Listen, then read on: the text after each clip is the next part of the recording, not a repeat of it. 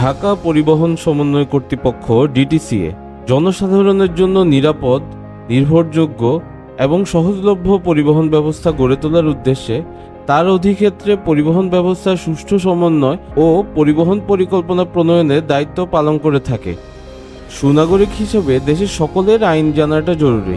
শিক্ষার্থীরা আগামীতে দেশকে নেতৃত্ব দিবে, তাই তাদের ট্রাফিক আইন কানুন ও সাইন সিগন্যাল সম্পর্কে জানা এবং তা মেনে চলা অত্যন্ত গুরুত্বপূর্ণ একটা বিষয়।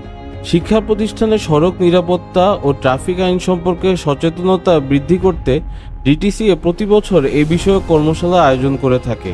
এসব কর্মশালার মাধ্যমে ডিটিসিএ ট্রাফিক সাইন সিগন্যাল, সড়ক আইন সহ সড়ক নিরাপত্তার নানা বিষয়ে শিক্ষার্থীদের সচেতন হতে উৎসাহ প্রদান করে।